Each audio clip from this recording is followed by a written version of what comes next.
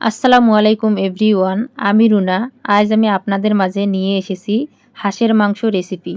যে কোনো হাঁস, পাতি হাঁস হোক, রাজহাঁস হোক, কীভাবে গন্ধ ছাড়া রান্না করা যায় সেটাই আমি আপনাদের মাঝে তুলে ধরব। তো চলুন ভিডিওটি শুরু করা যাক। দেখেন এখানে আমি হাঁসের মাংস কেটে পরিষ্কার করে ধুয়ে পানি ঝরানোর জন্য ঝাঁপাতে রেখে দিয়েছি। তো এরপর হচ্ছে আমি একটা কড়াই বসিয়ে দিয়েছি। এখানে দিয়েছি তেল এবং পেঁয়াজ চাকা করে এবং কাঁচামরিচ কয়েকটা দিয়েছি। আপনারা চাইলে পেঁয়াজ কিন্তু বেটেও দিতে পারেন, তো আমি চাকা করে দিয়েছি। তো এখন পেঁয়াজ মরিচগুলো ভালোভাবে আমি তেলের মধ্যে ভেজে নেব। তো দেখতেই পাচ্ছেন পেঁয়াজ মরিচ আমি হালকা করে ভেজে নিয়েছি এবং এর মধ্যে আমি দিয়ে দিলাম আদা রসুন বাটা। তো পেঁয়াজ আমি বেশি করে ভাজিনি, কারণ হচ্ছে মাংসের সাথে আমি আবার হচ্ছে যে ভালো করে ভেজে নেব, এজন্য। আপনারা চাইলে কিন্তু পেঁয়াজগুলোকে আরও ভেজে নিতে পারেন। তো আমি এভাবেই রান্না করি, তাই আপনাদের মাঝে এভাবেই শেয়ার করলাম। তো কিছুক্ষণের জন্য আদা রসুন বাটা দিয়ে পেঁয়াজ এবং কাঁচামরিচ তেলের মধ্যে ভালো করে কষিয়ে নেবেন। তো দেখতেই পাচ্ছেন আমি এগুলো ভালো করে কষিয়ে নিচ্ছি। এখন এরপর আমি দিয়ে দিলাম হলুদের গুঁড়া 2 চামচ। আপনারা আপনাদের পরিমাণ মতো নিয়ে নেবেন। এরপর দিয়ে দিচ্ছি আমি মরিচের গুঁড়া। আপনারা আপনাদের পরিমাণ মতো হলুদ এবং মরিচের গুঁড়া নিয়ে নেবেন। যারা ঝাল কম খান তারা হচ্ছে যে কম দিবেন, আর যারা বেশি খান তারা বেশি করে দিবেন। তো আমি একটু ঝাল বেশি খাই, এজন্য আমি শুকনো মরিচের গুঁড়া নিয়েছি বেশি করে, এবং এর মধ্যে দিয়ে দিচ্ছি আমি পরিমাণ মতো লবণ। এবার হচ্ছে যে সব মশলা একখানে আমি ভালোভাবে কিছুক্ষণের জন্য কষিয়ে নেব। দেখেন সুন্দরভাবে আমি মশলাগুলো কষিয়ে নিয়েছি, দেখতেই পাচ্ছেন। তো আপনারাও এভাবে কষিয়ে নেবেন মশলাগুলো।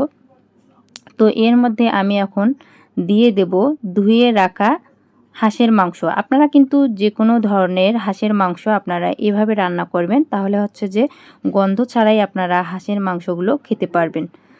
তো আমার সব মশলাগুলো দেখেন সুন্দরভাবে হচ্ছে ভেজে নেওয়া হয়ে গেছে, একটা সুন্দর কালার আসছে, দেখতেই পাচ্ছেন তেল ভাসতেছে। তো এর মধ্যে আমি ধুয়ে রাখা হাঁসের মাংসগুলো দিয়ে দিচ্ছি। আমি কিন্তু ঝাঁপাতে পানি ঝরাতে রেখে দিয়েছিলাম, দেখতেই পাচ্ছেন। তো এখন মাংসগুলো মশলার মধ্যে দিয়ে আমি কিছুক্ষণের জন্য ভালোভাবে কষিয়ে নিব। তো আমি অফ ক্যামেরায় এই মাংসগুলোকে কষিয়ে নিয়েছি, কারণ আমার হাতের কাছে কোনো স্ট্যান্ড ছিল না। আমি এক হাত দিয়ে ভিডিও করছিলাম আর এক হাত দিয়ে হচ্ছে যে রান্না করছিলাম, এজন্য অফ ক্যামেরায় আমি হচ্ছে যে গোশতগুলো ভালো করে কষিয়ে নিয়েছি। তো দেখতেই পাচ্ছেন কত সুন্দর হচ্ছে যে কষানো হয়েছে, এর মধ্যে তেল ভাসতেছে। তো কালারটাও কিন্তু সুন্দর আসছে। আপনারাও কিন্তু এই মশলার মধ্যে কিছুক্ষণের জন্য মাংসগুলো খালি তেলের মধ্যে হচ্ছে যে কষিয়ে নেবেন, ঠিক আছে? তাহলে হচ্ছে হাঁসের গোশতের গন্ধটা থাকবে না। তো আমার কষিয়ে নেওয়া হয়ে গেছে দেখেন। এর মধ্যে এখন আমি সিদ্ধ করার জন্য পরিমাণ মতো পানি দিয়ে দিলাম। আপনারা একবারে সিদ্ধ করার জন্য পানি দিয়ে দিবেন পরিমাণ মতো। হাঁসের মাংস কিন্তু সিদ্ধ হতে একটু বেশি পানি লাগে, এজন্য আপনারা একবারে পানি দিবেন।